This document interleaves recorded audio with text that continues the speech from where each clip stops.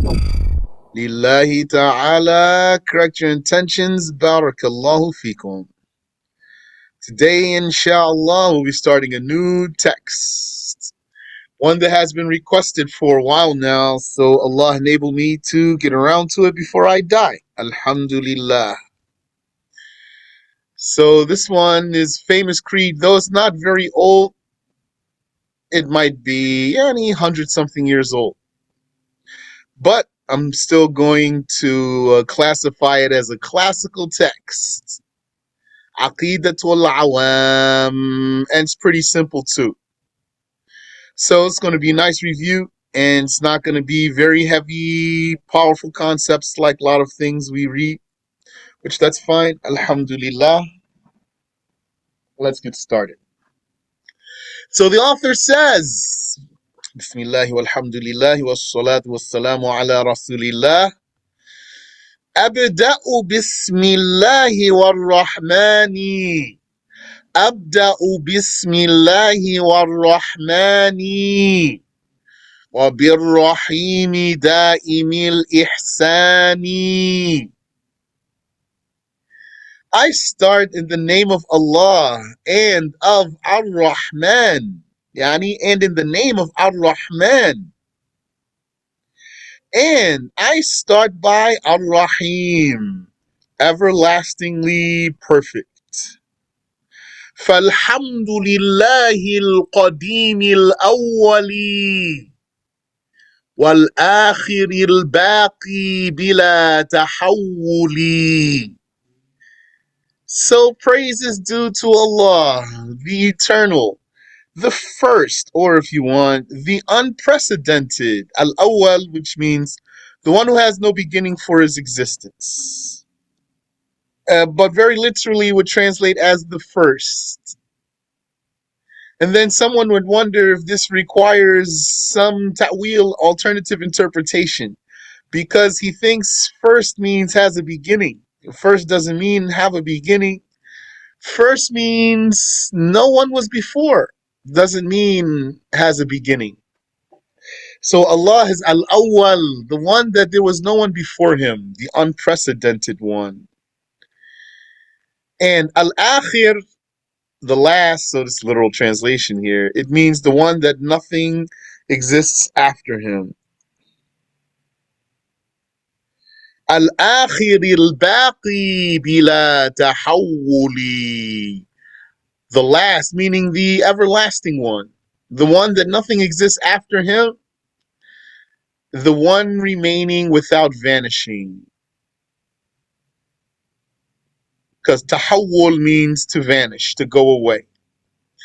And this poem, by the way, it is according to the meter called Rajz. Like the Baykuniya poem that we're covering these days. Same meter. So it has the same beat. Which is, meaning, when we say the same beat, means the syllables need to fall in the same places. When we say syllables here, we're talking about the vowels and the sukoons in Arabic.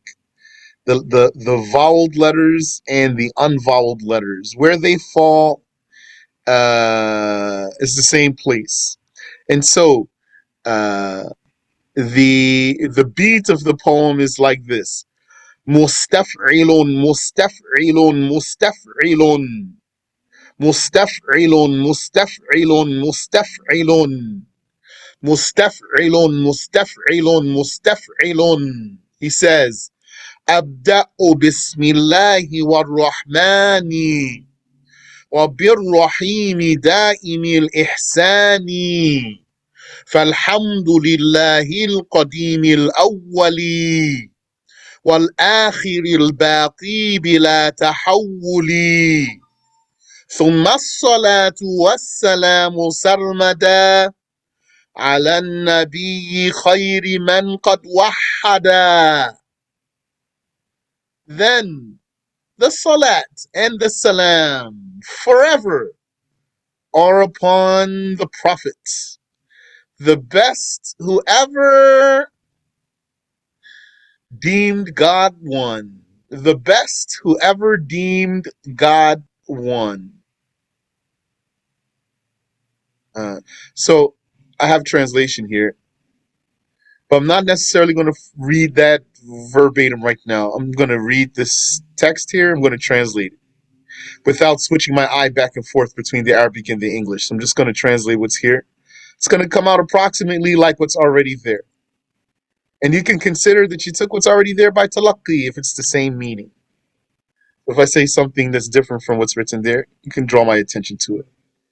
And obviously for you, you can see that we have transcription here for you if you want to try to read this poem and memorize it. ثم الصلاة والسلام سرمدا. Then the salat, which is the special mercies with glorification, and the salam, which is uh, protecting, the protection, uh, forever, sarmada, ala nabi, or upon the prophet, khayri man qad wahada, the best who did tawheed, the best who deemed God one. You said, what does not existing after him mean? Means he is everlasting.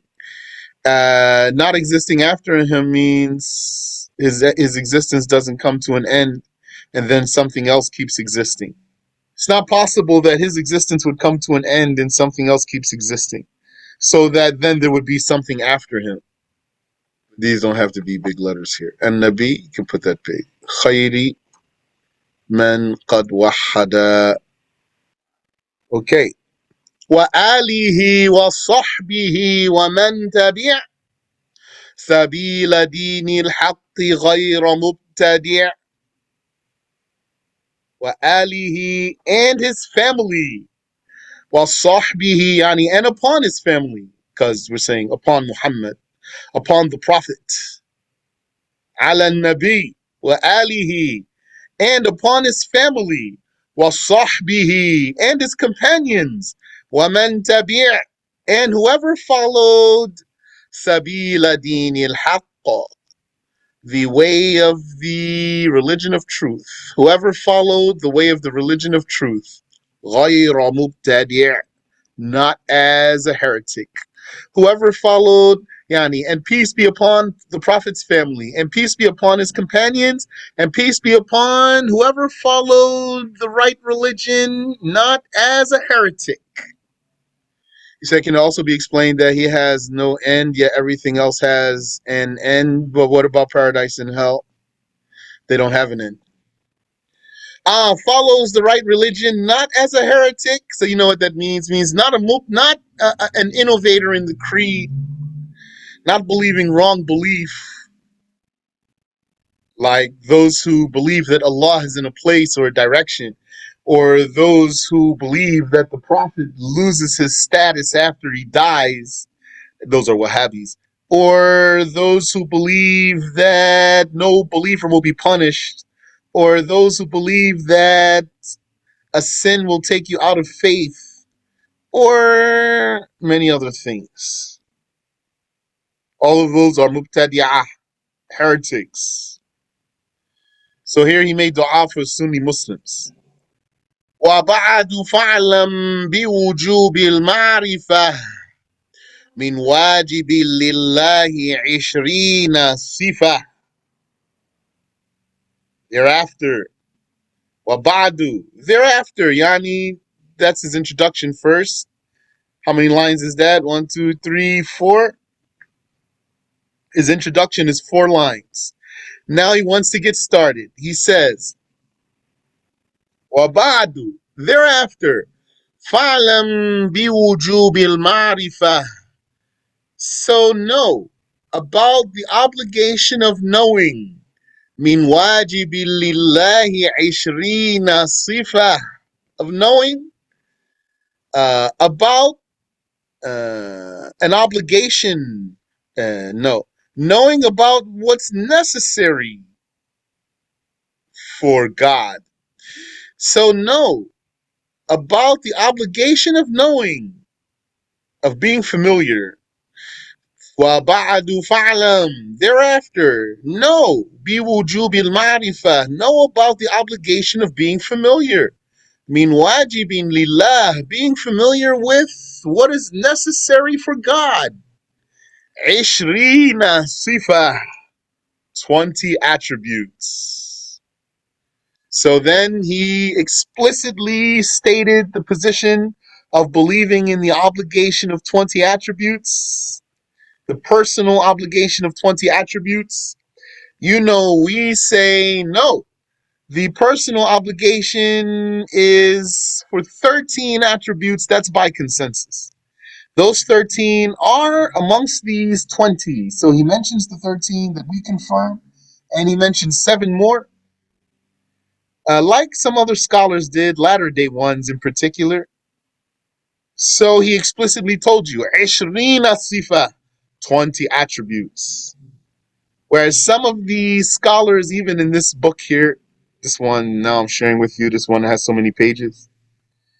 This basically is a book full of different methods of Aqidah. Some of them, they mention the 20 attributes, but they don't say it's obligatory to know 20 attributes.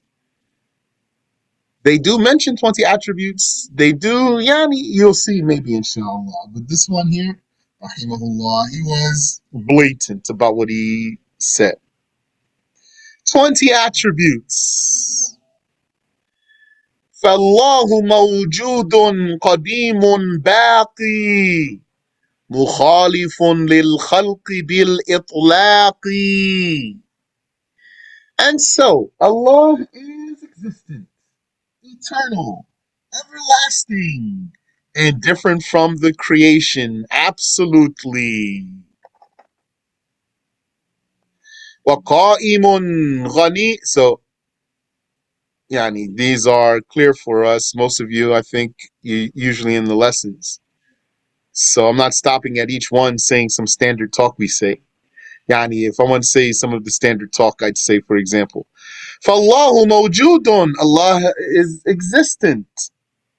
And then we can say, and the evidence that he exists, the intellectual evidence that he exists is the existence of the creations. And the textual evidence is that Allah says in the Quran, أَفِي اللَّهِ شَكٍّ, is there a doubt in Allah, and other things.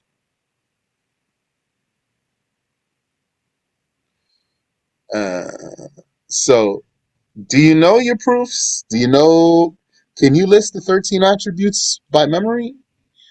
Can you even list the 20 by memory? And if you can, list the 13 by memory. Do you have your proofs together? Do you know your intellectual arguments for each one of the 13 attributes? And do you know religious documentation for each one of the attributes? So that's good for you to know so that you can have firm knowledge in the creed. Let's see what we have here.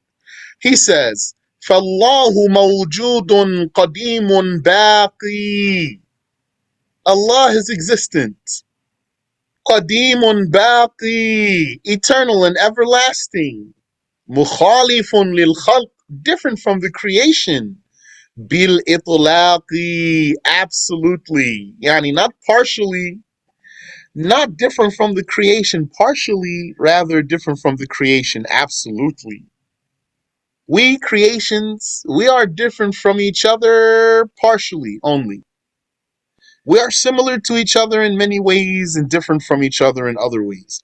But Allah Ta'ala is absolutely different and unsimilar. He is not similar in any way. So, for more clarity, if I have in my hand a pen, and I have also in my hand a siwak. Okay, this pen's made of metal.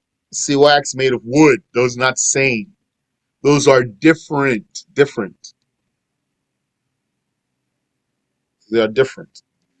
And The metal is cold to the touch. And the wood is, I guess, room temperature. That's different too. And the color's different. It's not the same in every way, but they are across from each other. I'm holding both of them across from each other. That makes them similar because they're comparable. And they have dimensions, even they're almost the same length. They are similar in some ways and different in other ways. The meaning of all of what I'm saying to you right now is to drive home for you the meaning of being different. Not even the meaning of being similar, but the meaning of being different. Because if you understand what it means to be different, then it's easy for you to understand how we use some words for Allah that we use for the creations too, like existence and knowledge and power and sight and hearing and speech. It's not because of using the same word that a similarity is confirmed. Okay, so he goes on. وقائم غني وواحد وحي وقائم غني وواحد وحي قادر مريد عالم بكل شيء وقائم existing, self-existing.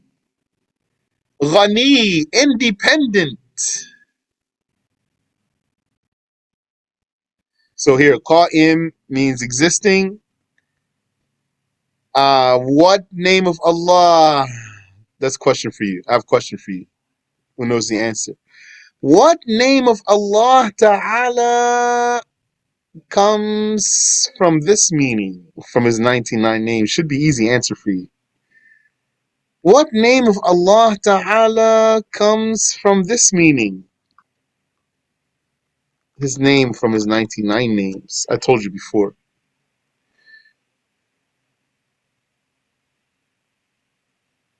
As-Samad, not Samad. Here, this one, Qa'im.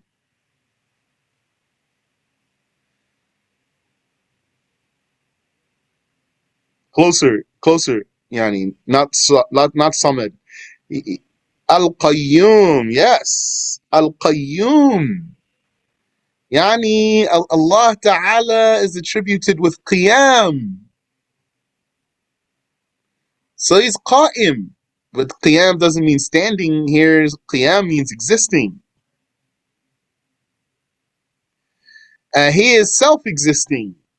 And that's why you mentioned As-Samad, the one who doesn't need anything. And you have learned, I'm sure, that Al-Qayyum, among its interpretations, is the one who doesn't need anything. So Al-Qayyum basically means Al-Qa'im, but amplified form.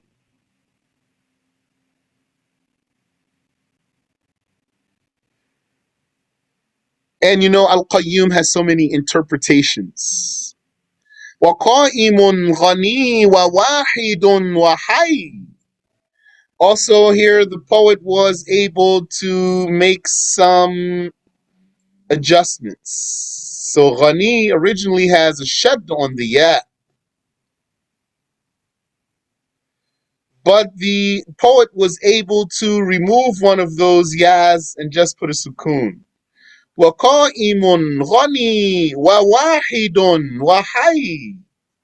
So qa'im, existing or self-existing. Ghani, independent. وَوَاحِدٌ, and one, meaning unique. وَحَيٌّ, and alive. Qadir, powerful. Muridun, a willer. Alimun bikulli shay, and knowledgeable about everything. Knower about everything. And here the word shay, the poet was able to remove the hamza. So the word shay has a hamza. Sheen, ya, hamza. Shay, laysa kamithlihi shay, with a hamza. Here, the author removed the hamza from the word shay. He was allowed to, and so that it could rhyme with the word hay. وقائم غني وواحد وحي قادر مريد عالم بكل شيء. Said everything, everything. No, it's not a typo. Existing, independent, one, alive, powerful, willing, knower of everything. That's not a typo there. That's just kind of sort of like complementing the word shay there, how the author was able to condense the word by omitting something. So they do some things like this in English sometimes. سميع البصير والمتكلم له صفات سبعة تنتظم. Hearer. There's no L here because of the poem. So it's just, yani, without L means a hearer. Al-Basir with Al means the seer, a hearer, the seer. But again, that's for the sake of the poetry. So we're just going to explain it with clear words. As-Samir, the hearer, the one who hears. It's one of his names. As-Sami, so he says, Sami'un il-Basir wal-Mutkallimu. Here, Mutkallimu. The author was able to remove a vowel. Originally, you'd say wal-Mutakallimu, wal-Mutakallimu, but that would break the beat. Sami'un il-Basir wal-Mutkallimu. Hearer, the seer, and the speaker, or someone who speaks. له صفات سبعة تنتظم. He has 7 attributes arranged. Yani, that he's going to mention arranged. Hey, Allah has 7 attributes that the author is going to mention them with an arrangement. What do you call those 7 attributes? Who can tell us?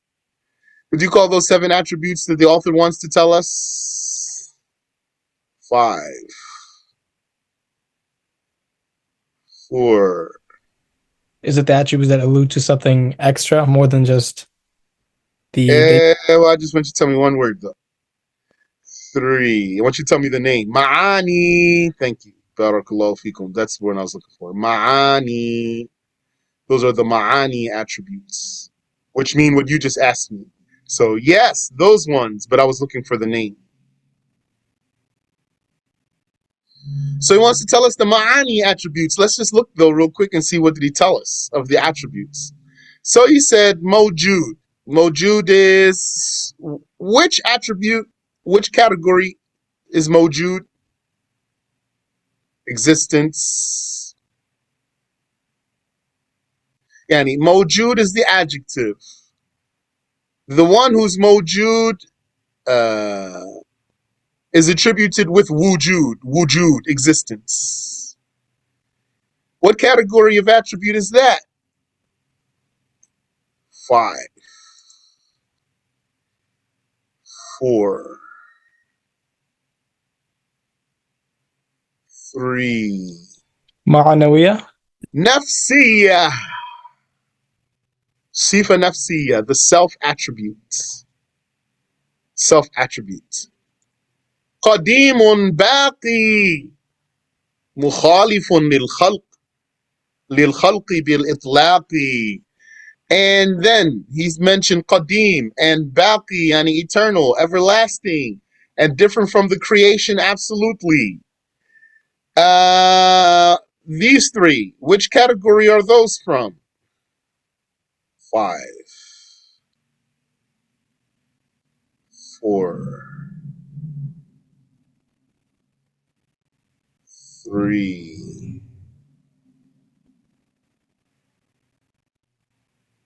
2,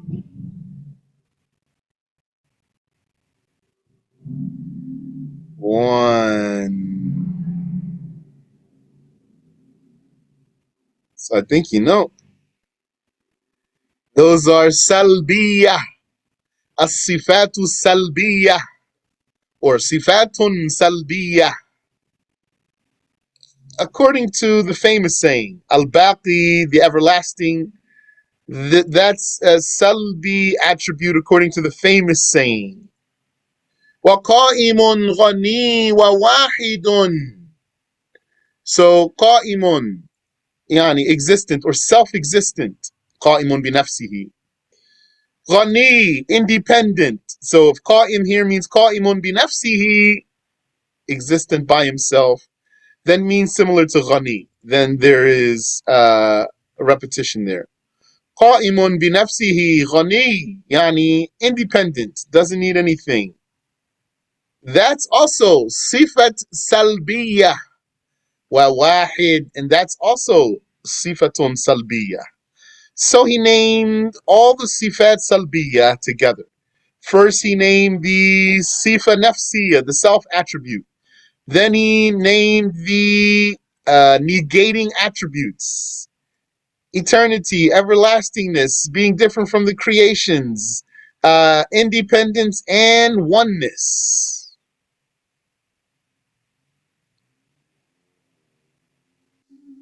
Then he said, وَحَيْ قادر مريد عالم بكل شيء. High, living. That's an adjective, living or alive. It's not a verb. And it's not the attribute. Yani, when I say it's not the attribute, what I mean is it's the adjective. The adjective that is derived from the attribute. Qadir, powerful, adjective, this is. Not attribute, but adjective. So we want to differentiate between adjective and attribute. Yani, that's how I'm going to speak. You don't have to say what I say, but this is what I'm going to say. So I want you to understand what I'm saying. So Allah Ta'ala, He has attributes. You know them. You learned them before. The 13 attributes. Existence, eternity or eternality, everlastingness, etc. Life, knowledge, power, will, etc. And He has adjectives that are derived from those attributes. So He's attributed with life, and so He is alive. He's attributed with qudra, power, so He is qadir, that's the adjective, powerful. He is attributed with irada, that's the attribute, so He has the adjective of being murid. He's attributed with ilm, knowledge, so He has the adjective of being alim, knower. Here the author is mentioning these adjectives because he wants to tell you about the ma'nawiyah attributes. Ma'nawiyah. So he says, وَحَيْ قَادِرْ مُرِيدٌ عَالِمٌ بِكُلِّ شَيْءٍ سَمِيعٌ الْبَصِيرُ وَالْمُتْكَلِّمُ. And adhering still to the adjectives here, سَمِيع, بَصِير, مُتَكَلِّم. How many adjectives did he tell us? 1, 2, 3, 4, 5, 6, 7. Yes. But he didn't say here a word that they say a lot when they want to talk about sifat ma'nawiyah, those extra 7 that we say is not a personal obligation to learn. They add the word kaunuhu, his being. So they would say kaunuhu hayyan, kaunuhu qadiran, kaunuhu muridan, etc. Here that word kaunuhu is not present.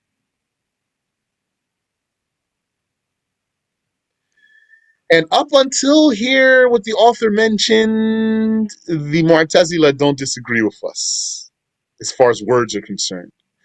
So the Mu'tazila, they would say, yes, Allah is existent and eternal and everlasting. If they take the saying that everlastingness is is a denial. And He is not like the creation, and He is self-existent and one, and he is alive. They definitely only want the adjective here though. and powerful, and a willer, and a knower of everything, and a hearer, and the seer, and the speaker. Up till here, in terms of words, Mu'tazila don't disagree with us.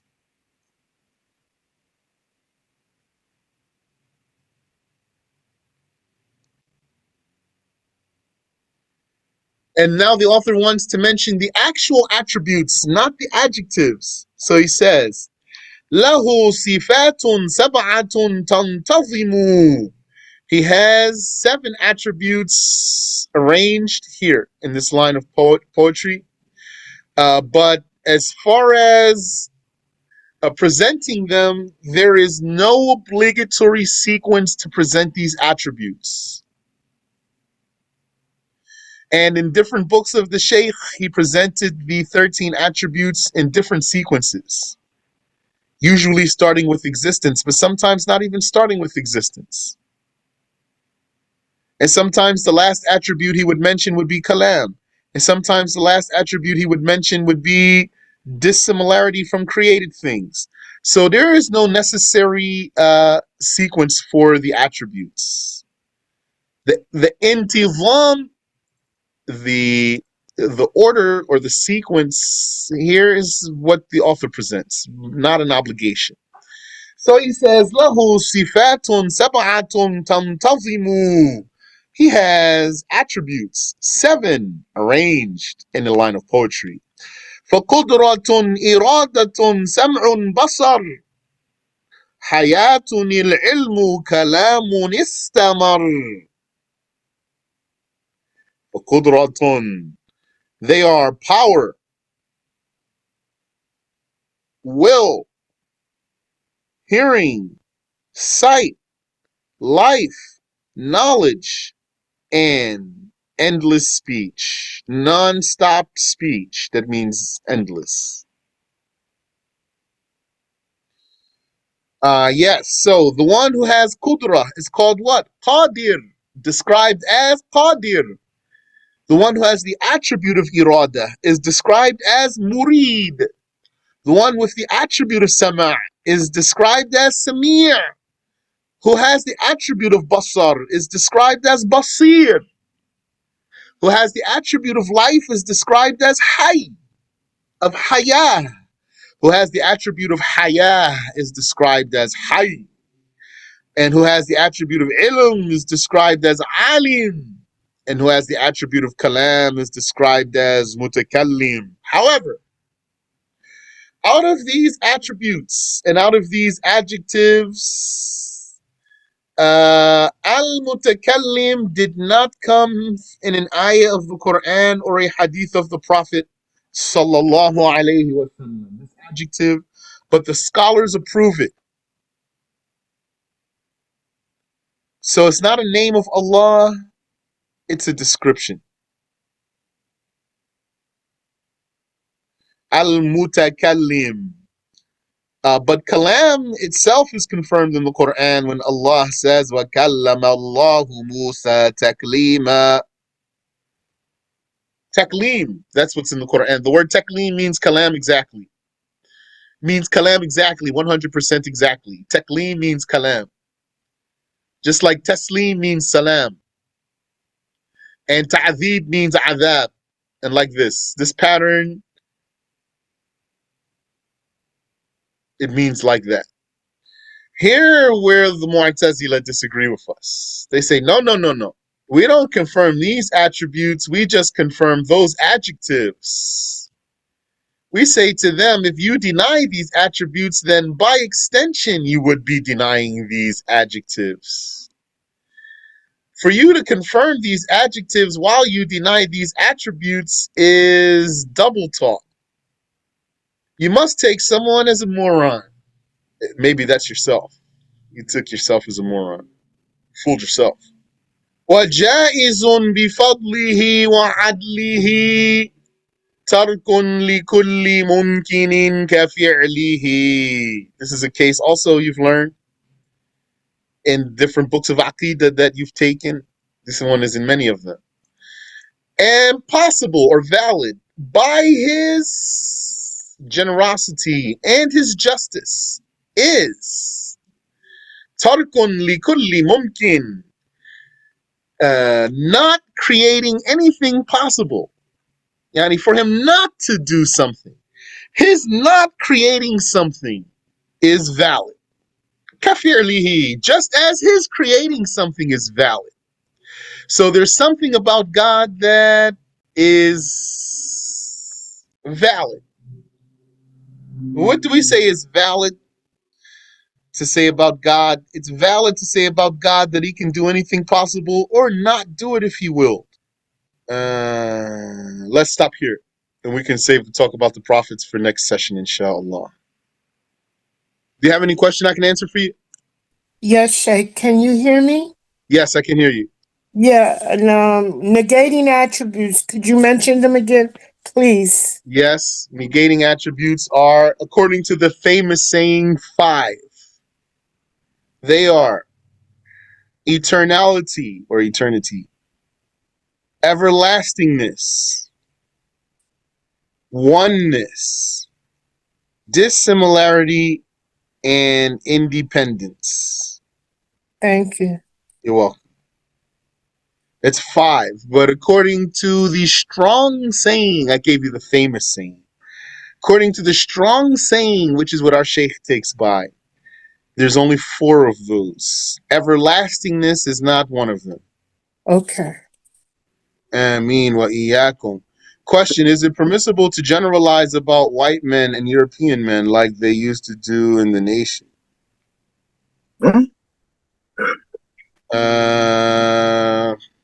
I never heard about this. Though I find it offensive personally. Subhanallah. I find that I'm not white guy. I find that offensive as I find it as offensive to do it for a black person or somebody else.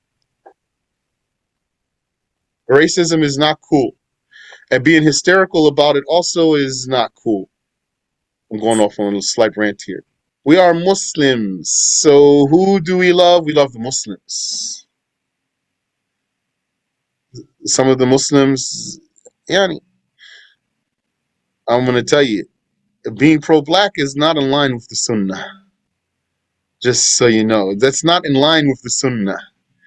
If you are, yani, somebody might be quote unquote pro-black, but yani, I don't know how do you make it fit in the religion.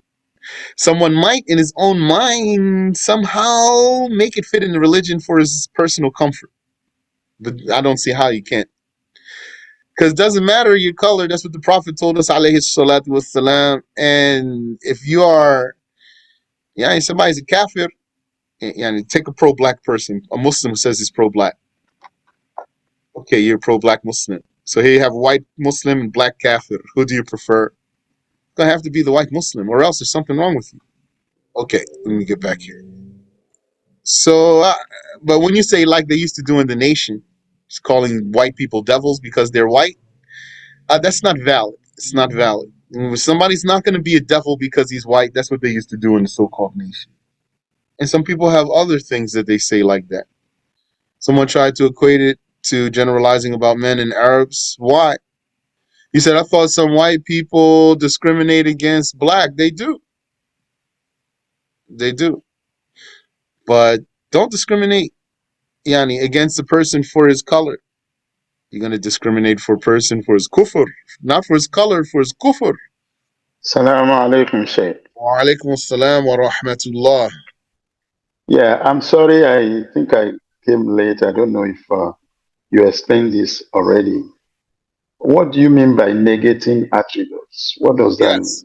Negating attributes means attributes that negate imperfection from Allah and they don't confirm something more than that. Yani, they don't confirm something. They negate from Allah, not confirm something. So when we say that Allah is dissimilar from the creations, mukhalifun lil khalq bil itlaq. What are we doing here? Are we negating something? Are we confirming something? Someone might say we're confirming that he's different. Then they're not really understanding. So the right answer is we're negating that he's similar. Not we confirming that he's different. We're negating that he's similar. Okay. And someone might say, what's the difference? So then you would say, because we're saying he does not have a similar. That's a negation. He does not have a similar. There is no similar for him. That's negating there. So that's a negation. Likewise, al-wahdaniyah, oneness, negates a partner. Al-qidam, negates having a beginning. Al-istighna, negates having a need or a requirement. So those are as-sifatu salbiya, as opposed to the sifatul ma'ani. Because when you say Allah is alive, that's not merely negating death, but that's also actually confirming a real attribute. That's called life. It's real. It exists. If Allah willed, we could see his attribute of life without it being a piece or a part. And when we say knowledge, we're not merely negating ignorance. We are actually confirming a real attribute. These ma'ani attributes that I called them confirming attributes, some of the scholars called them as-sifatul wujudiyah. That means the real attributes. What they meant is they are not merely a negation, they are actually a confirmation of something, something existing. So you have 7 ma'ani attributes, according to the famous saying.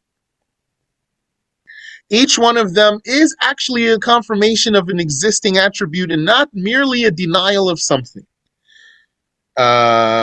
So, what are those? Life, knowledge, power, will, sight, hearing, and speech. Yes, Jazakumullahu khairan, Sheikh. Ameen wa iyyakum. Yeah, I have another question. Yes, go ahead, please. The 13 attributes that are obligatory upon Muslims, Yes. those are part of all their 99 names. Say that again, please. I said they are part of 99 names of Allah. The 99 names, some of them contain the meanings of these 13 attributes. Yes, but these ones are compulsory. The rest are not, right? That's just it. Yeah, the 13 attributes are learning them, learning their meanings is a personal obligation. Okay.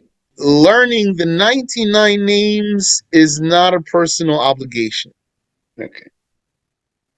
So we cannot say these 13 attributes. We cannot say it's part of the 99 names. We cannot say that. Am I right on that? Wait, you said we can't say what? We cannot say that the 13 attributes is part of 99 names. For example, if we take that 13 attributes out, we cannot say the remaining is 76 or whatever the wrong code. Well, that's correct. You can't say that. This wording here would not be right. Okay. And more That's than right. one name of Allah could refer to one of those 13 attributes. And Okay. and one name of Allah could prove more than one attribute. Okay. For example, As-Samad, the one who doesn't need anything. Okay, it proves his attribute of independence. That's true. But also proves his attribute of power because he's the one that everything needs him. So they need him for what? To create for them. Then he has the power to create anything possible. That's proven by the name As-Samad. So that's 2 attributes right there. Independence and power, proven by one name. Or, for example, Allah is Al-Qadir, and He's Al-Muqtadir, and He's Al-Mateen. All of those have the meaning of power. Yani refer back to the attribute of power. So, yeah, one name could prove more than one attribute, and more than one name could refer to one attribute. Okay. Ameen wa fikum. So here you are, brothers and sisters. I shared this document with you. May Allah make it useful for you, insha'Allah ta'ala. Make dua for me to finish it. It's to being finished than not. Actually, since now you got a chance to take a look at this, There was in my heart to add one more thing to it, but I think I'm gonna not add any more. Maybe it's long enough. It's almost 600 pages. Maybe that's long enough. Inshallah. Ask Allah to guide me. You said, how do I respond to a Wahhabi saying that democracy is shirk and obeying the laws of the kuffar is shirk? If it were me, I'd say to him, you don't know what shirk means. Now you tell me what you think he'll say to that. You said, what's the wording used by the scholars who included everlastingness amongst the ma'ani in terms of the meaning that is confirmed? Yes. So those who said, la, everlastingness is not merely a denial, it actually is a confirmation. So first, those who said it's a denial, what are they saying? They're saying it's a denial of coming to an end. Okay. But those who said it's not merely a denial, it's a confirmation of something. What are they saying? They're saying because the existence of something is one thing, but its existence not stopping is something else. Confirmed. A thing's existence is one thing, and for its existence to remain is something confirmed, not a denial. It's not a mere denial. So they said the everlastingness is a confirming attribute, not a negating one. That's strong saying, not famous saying. Is that clear? Amin Wafiq. The everlasting. It could be 8 of those ma'ani, right? It could be. Yes, everlastingness would be the 8th of the ma'ani attributes. But the one you said at the beginning, some of them are everlasting. They counted as salbiya, negation. Yeah, So that's it the could be famous here saying. or- yeah, it could be here or there, right? Yes. Amin Wafikum. To take one way or the other way, one saying here or the other saying, there is no harm. But according to Yani, some arguments and some proofs,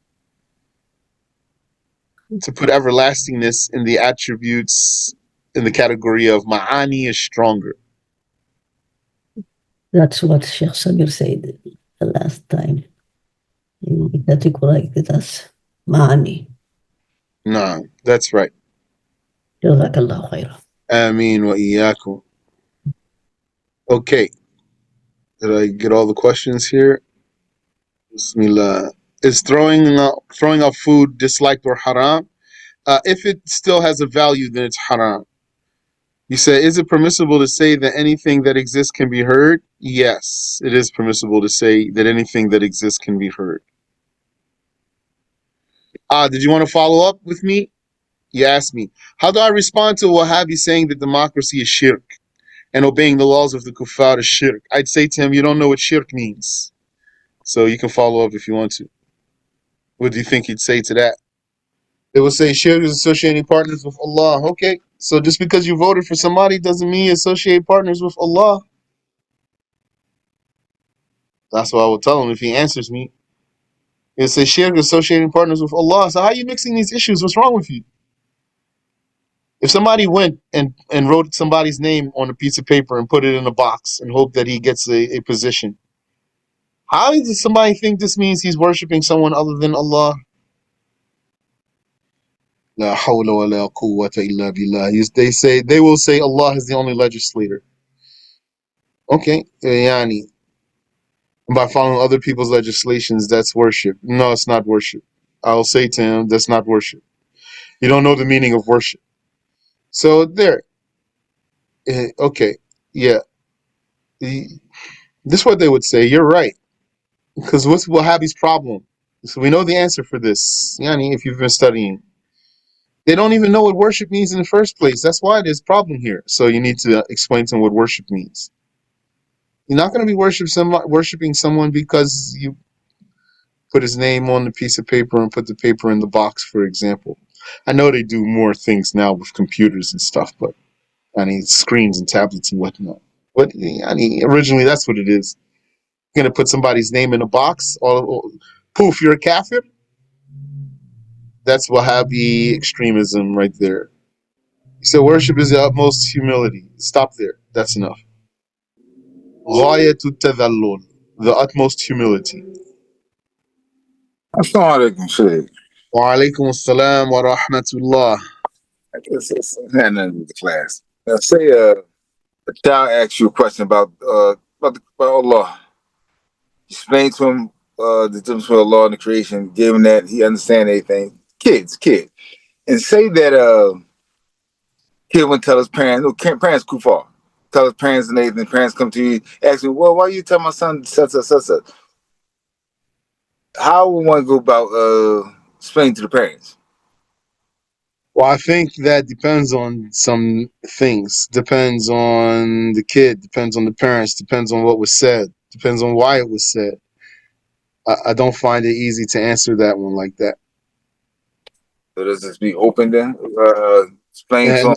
it's going to depend. It's going to depend. Like as they say, لِكُلِّ مَقَامٍ مَقَالٍ. Each situation has its own statement.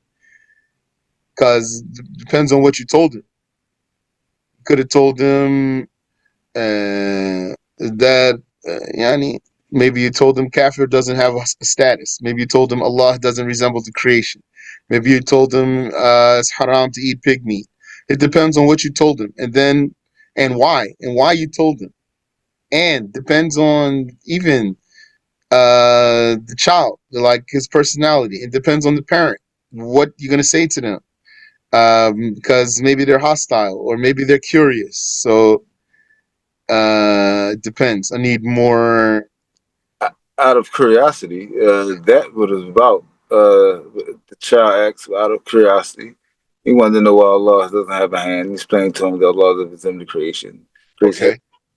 has limits, and tell him till he could understand. He said, "Yeah, I do understand. Okay, all right.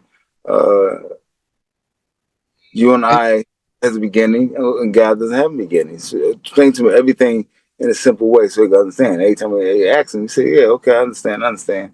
I'm just saying that, say that child, I mean, even though it was a simple answer, and the child go back to his parents and tell you, the child tell the parents everything that you told him. What, okay. according to that, And then the parents came and asked you why you told them that.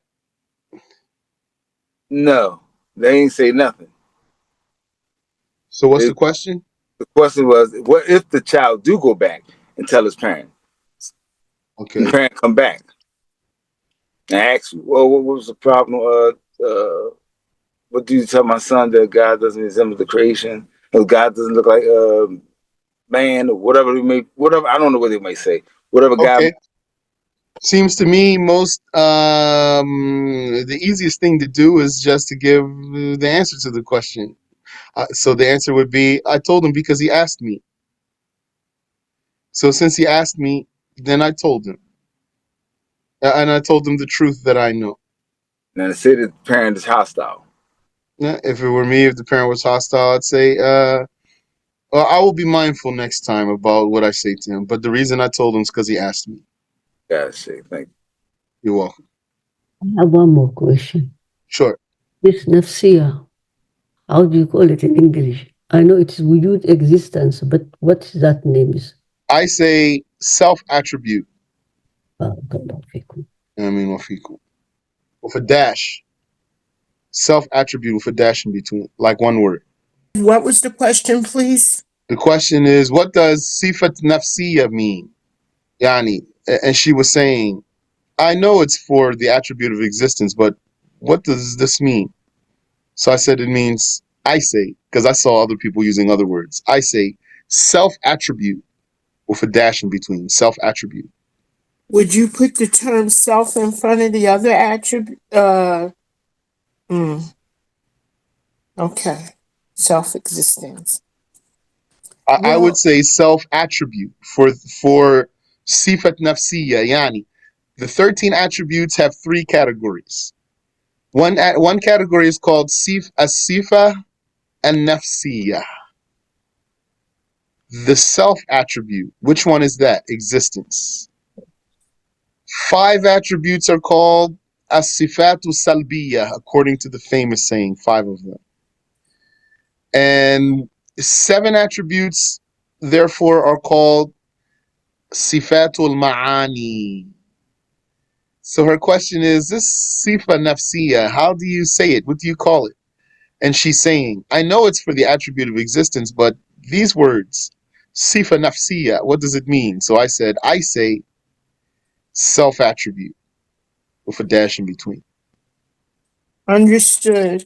Now, could you just review say the Sifat al Safiya? Sifat salbiya, yeah. As-sifatu salbiya, the negating attributes are, according to the famous saying, oneness. Oh, I have them. Thank you. I do Okay, you're have them. welcome. I What mean, about Sifat al Ma'ani? that's what's left over out of 13. So if Okay. one attribute is sifa nafsiya and 5 attributes are sifat salbiya, then the rest are the ma'ani if you know 13 attributes. Yes. Barakallahu fikum. Thank you. سبحانك اللهم وبحمدك أشهد أن لا إله إلا أنت أستغفرك وأتوب إليك